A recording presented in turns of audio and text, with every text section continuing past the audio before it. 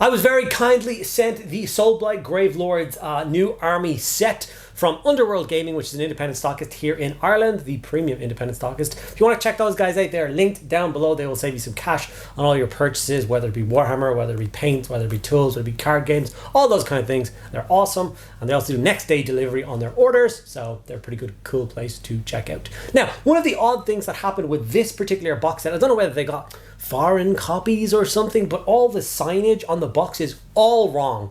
For instance, it says Age of Sigmar instead of Warhammer the Old World, and for some reason it says Soulblight Gravelords instead of Vampire Counts. Well, we're going to fix that in today's video, and we are going to get these models fighting fit for the Old World, so stick around.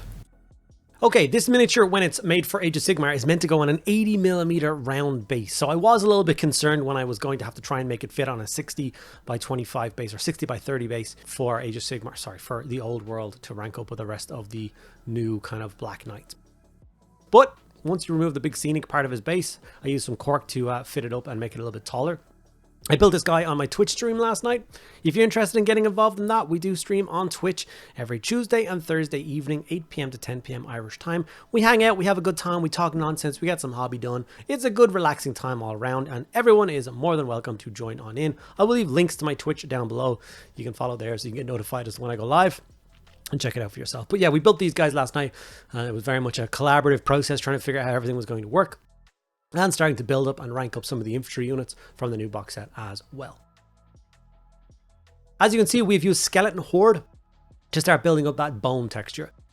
The model was sprayed with black and then sprayed with a light grey zenithal over the top of it, just to give it a perfect base coat to start the contrast layer. I love getting models base coated with contrast. It speeds up the whole process and makes the models look really good.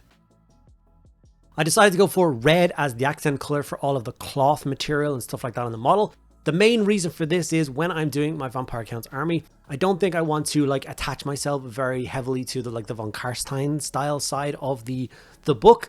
I'm not even sure if the von Karsteins are going to make a return whenever Vampire Counts do come back.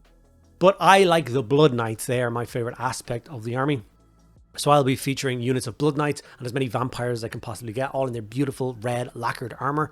And obviously to help these basic infantry units kind of blend in with that army, we're going to use red as our accent color to help them match. After this, we're going to use colors like Balthazar Gold and Lead Belcher to get all the metallics kind of base coated across the model.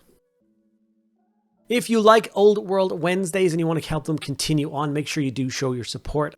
Give the video a like, ask me any questions you have in the comments below, and make sure you're subscribed. Doing these three things will make it very visible to YouTube that people are interested in these videos. They will show it to more people, and the audience will grow, and that will obviously encourage me to do more and more Old World content. If you want to help support the channel even further, there's a couple of extra ways you can do that. For instance, you can check out our Patreon or our channel membership, both linked down below. You get an extra video every single week, access to a private Discord server, and a bunch of other rewards for being a member of those. The model is really starting to come together now with all of its base coats pretty much in place. There is a million other small details in this model, like straps of leather with gemstones and metallics. You just kind of do those as you're going along. Add a little bit of gold here, a little bit of brown there. I did use Gorgrunta fur to base coat in all of the leather straps and the saddle on this model, but the footage wasn't great, so I decided to leave it out. His big kind of fur cape up over his shoulders, I just left that the grey sear that it started with, which was the spray, the zenithal spray that I did. And then once I hit the whole model with sepia, it really does add a really nice kind of tone to that fur, and it looks great. So you don't need to put a whole lot more effort in.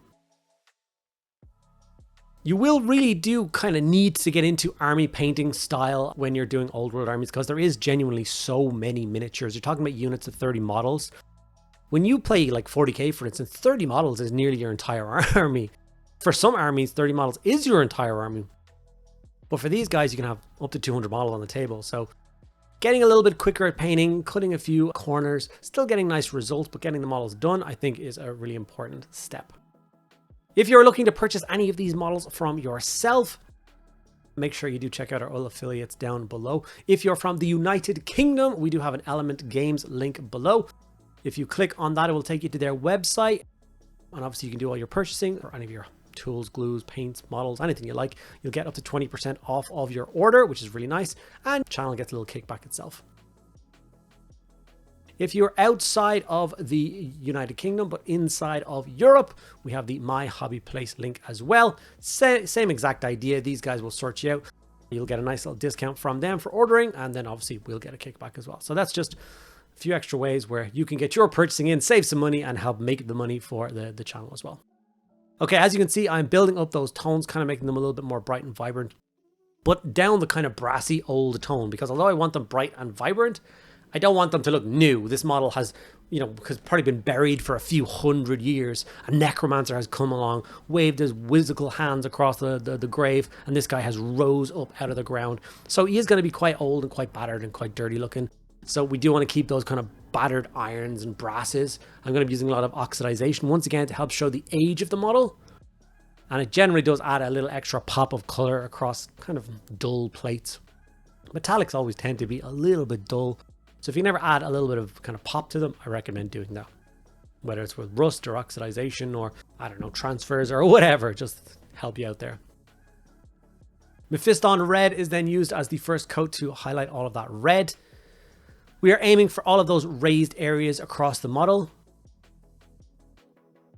just to help make them pop. I'm going for the same kind of tones and coats that I'm going to be doing on, like I said, the vampires for the army. We may take the vampires a little bit further, but the tones will still match, and it will look like a cohesive force on the table. After this, we are going to go one step higher. We're going to grab ourselves an Evil Sunz Scarlet highlight, and we're going to go in once again on the fabric, but a little bit less. We're going to take our time with it. A few light highlights. I decided to do the big kind of bat wing fin on the horse's head in red as well. It's supposed to be metallics based on the box art, but there was kind of not enough red up in that part of the model for me, so I decided to add it in. I think it was a good choice. I think it looks really good, so I'm happy to make that that choice, that artistic flair. I've also started the rebasing of all the infantry models from that box as well. So we have our new Graveguard and our new Black Knights as well done up. We know there's a whole host of new vampire kits coming out in the very near future for Age of Sigmar, and I will be converting each and every single one of them to sit on square bases and be played in the game they were meant to be played in.